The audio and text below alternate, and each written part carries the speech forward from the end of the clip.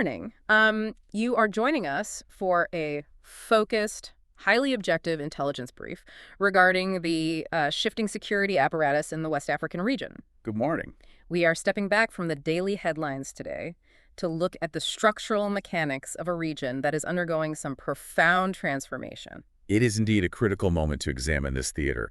We traditionally expect nation-states to, hold a monopoly on authority within clearly drawn borders, but the current operational environment across the Sahel is rapidly erasing that map. Right. We are observing a strategic landscape defined less by official geometry and, more by the fluid reach of militant networks and the abrupt realignment of global powers. Very true. But before we begin unpacking the mechanics of these events, we should note that this deep dive is sponsored by ProWave AI. And the intelligence we are analyzing today is generated by Stylo News, which is the AI-powered news application. And it is essential to understand the origin of today's briefing. Stylo News is the consumer application of Stylo Intel Ops software. And that is a platform traditionally engineered for enterprise operations across government, military, and international business sectors. So by utilizing this framework, you, our listener, are gaining unique, direct access to the very same analytical processing tools designed to support global decision makers in real time. Exactly. So today is the 7th of July, 2026. The title of today's intelligence brief is Inside West Africa, Terror Networks, Military Shifts, and Strategic Risk. And our mission today is straightforward. We aim to provide a calm, measured, and entirely fact-based analysis of the primary events across West Africa over the last 14 days. We will examine militant movements, the resulting state instability, global realignments, and of course the real-time sentiment of the citizens living through it. We will present these realities objectively, ensuring you are fully informed of this strategic picture without the noise of alarmism. Precisely. So to accurately grasp why geopolitical shifts are occurring in capital cities like Bamako or Niamey, we have to first establish the physical realities out in the field. Yes. The overarching trend across the Sahel conflict system right now is militant adaptation and aggressive expansion. Our data isolates two dominant jihadist networks competing for territory. Right. That would be JNIM, which operates in alignment with Al-Qaeda, and IS Sahel, the regional Islamic State affiliate. Correct. And the intelligence estimates demonstrate this expansion is highly geographic. Both JNIM and IS Sahel are actively pushing into western Niger. Which is creating a highly volatile convergence zone, right? Exactly. You have these two competing networks, state forces, and local militias all colliding in one area. Concurrently, they are projecting significant force into central and northern Mali. And further south, the reporting shows Nigeria attempting to manage a severe, really a multi-front environment. It is remarkably complex. The state is countering ISWAP and the remnants of Boko Haram in the northeast, while simultaneously battling heavily armed banditry and new insurgent cells. Most notably the Lakarawa group. Yes, the Lakarawa group operating across its northwestern borders. The structural question this raises is how non-state actors sustain such high operational momentum against conventional state-funded militaries. Right. How are they doing it? Well, the data points directly to the exploitation of physical geography.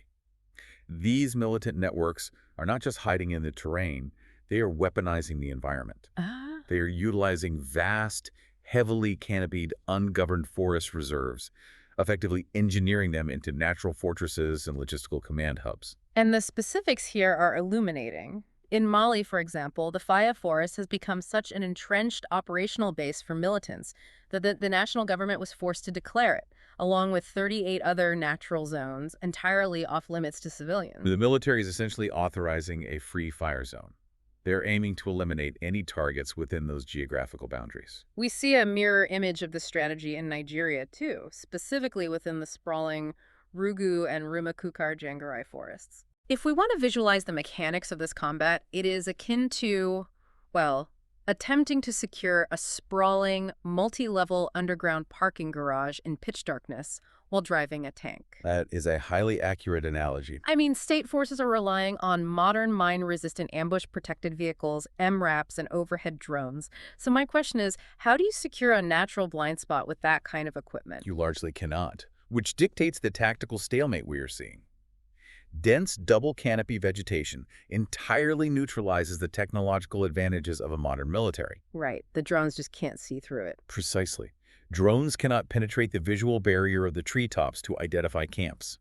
Heavy MRAPs cannot maneuver through dense brush without relying on established dirt roads. And because militants know the military must use those specific roads. They simply mine them with improvised explosive devices.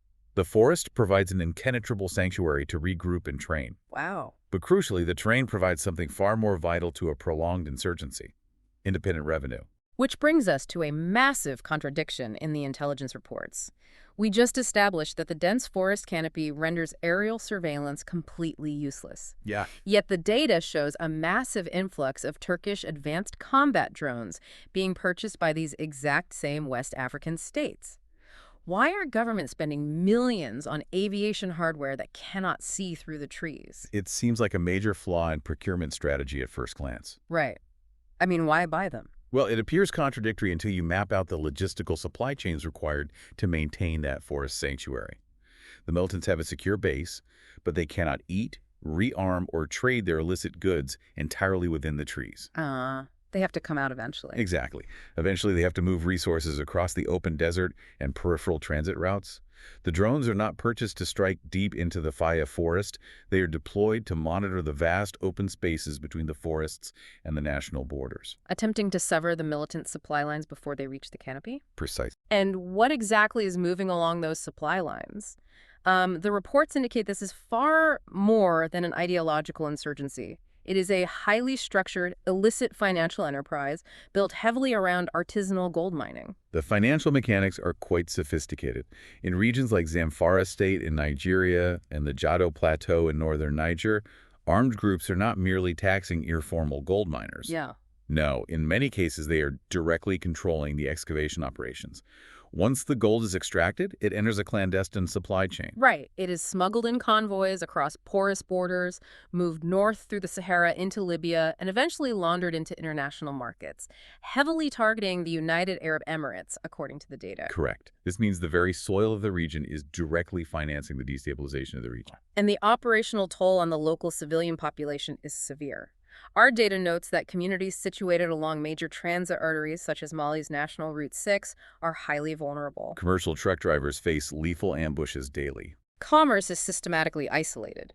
Civilians are effectively trapped in a vice caught between militant extortion on one side and the state's lethal military exclusion zones on the other. Because conventional militaries are practically blind in these rural forests, and because they cannot fully sever those illicit supply lines, the political leadership in the capital cities are facing a crisis of self-preservation. Right. That internal panic is driving a massive geopolitical shift. National governments are radically altering their political strategies and historical alliances simply to ensure regime survival. So, over the past few years, military juntas have consolidated power in Mali, Niger, and Burkina Faso, officially aligning into what is now the Alliance of Sahel States, or AES. Yes, and the intelligence assessments require us to make a very clear distinction regarding the concept of stability here. Okay.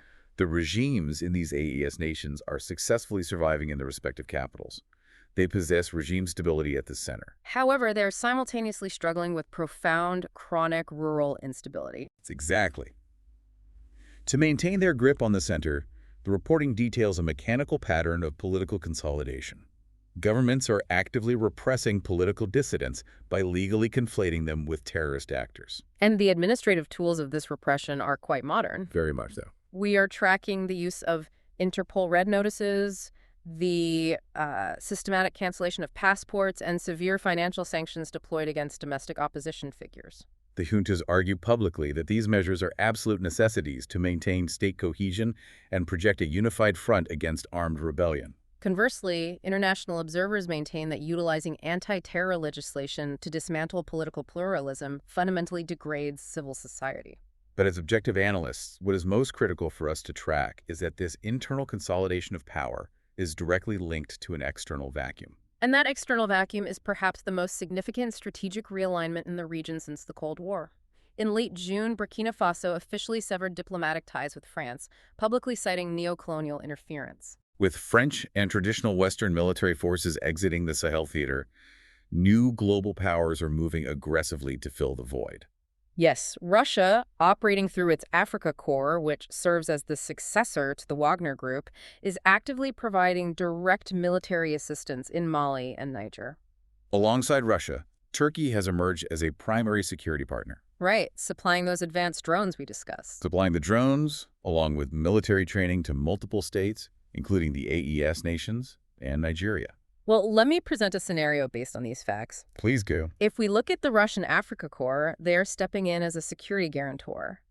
But looking at broader global events, Russia has recently struggled to secure its own domestic borders and other theaters. That is a factual observation. So how is Moscow projecting effective security across the vast, complex terrain of Mali and Niger? I mean, is this actual tactical support, or is this primarily a political shield for the juntas? The data suggests it is heavily weighted toward the latter.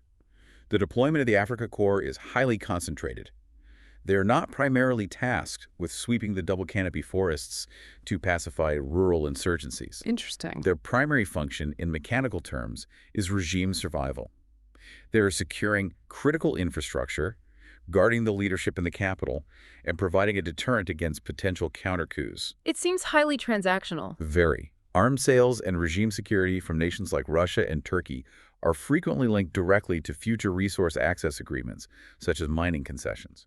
Well, this transactional shift elevates the risk matrix for the diplomatic footprint that remains. When militant groups like JNIM demonstrate the capability to project force into the outer approaches of a capital city, any symbol of foreign presence becomes a potential target.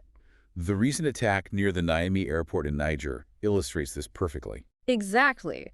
An international airport is a strategic, dual-use node. It is vital for both civilian logistics and military deployment.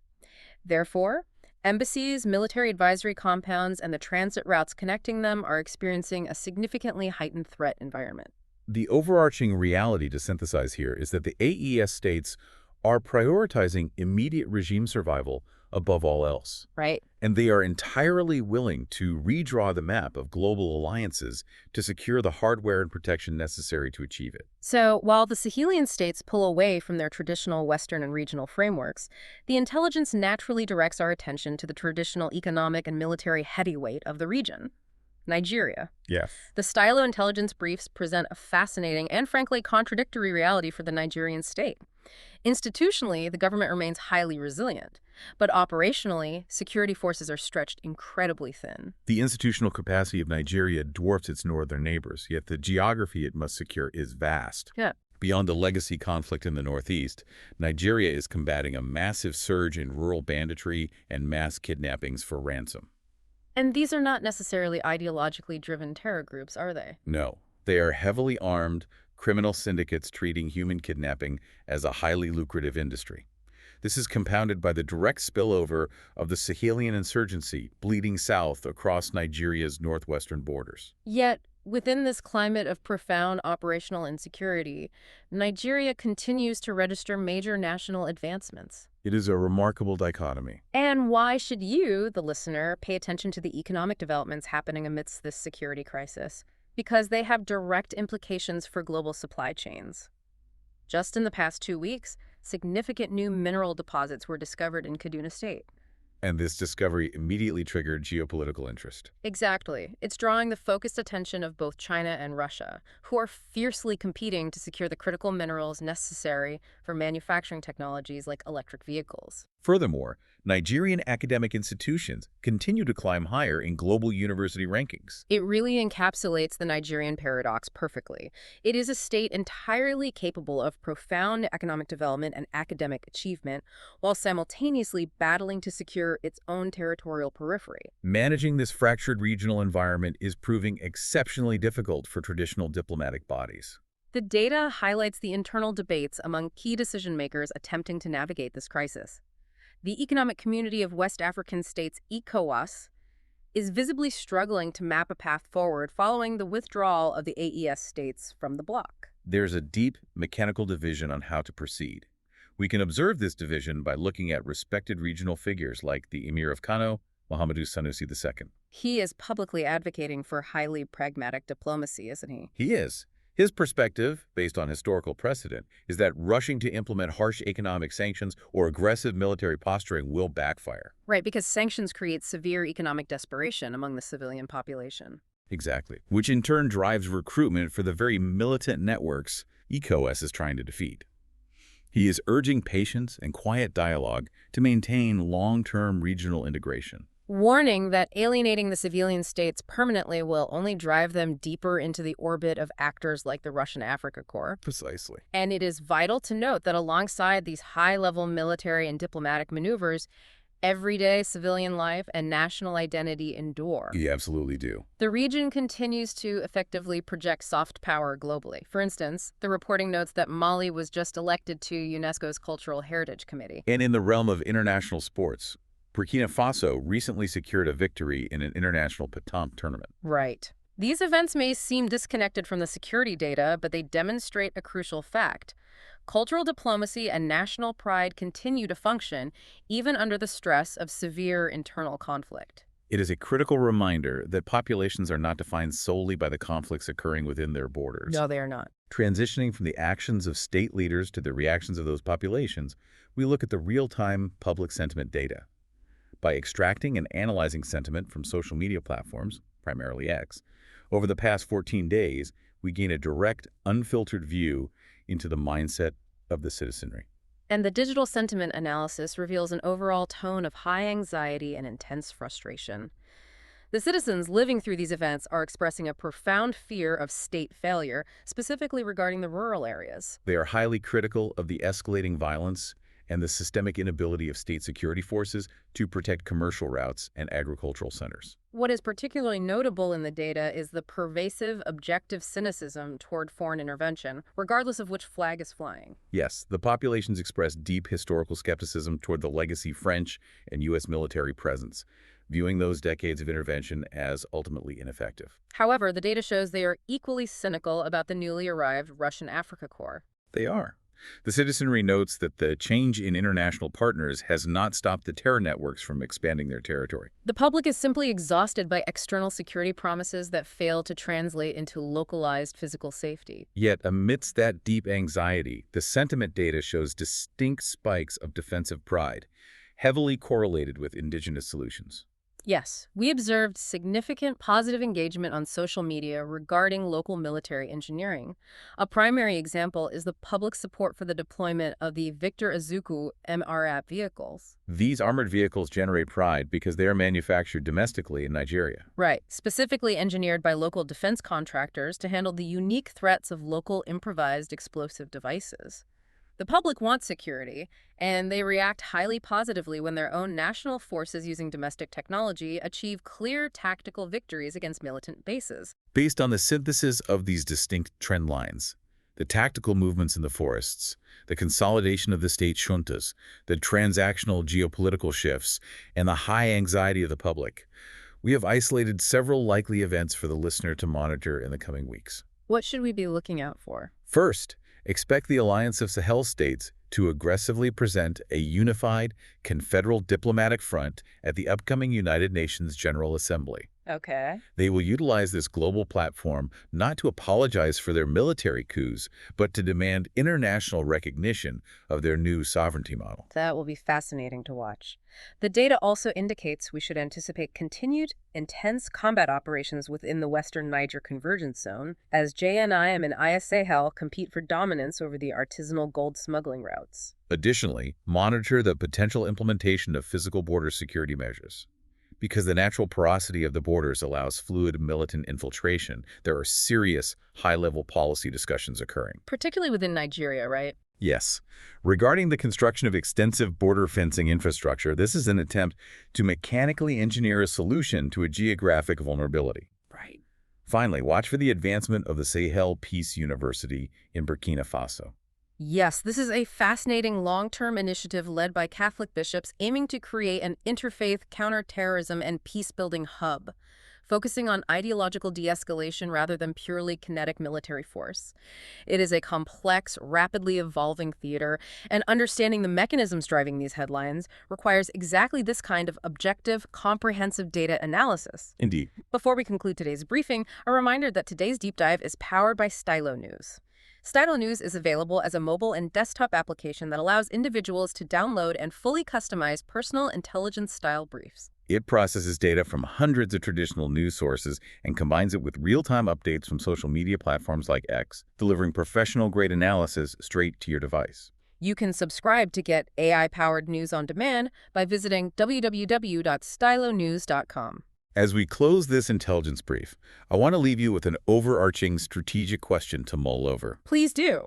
We have analyzed ungoverned forest fortresses, the rise of transnational militant alliances, and the deliberate withdrawal of states from traditional diplomatic blocs like ECOWAS.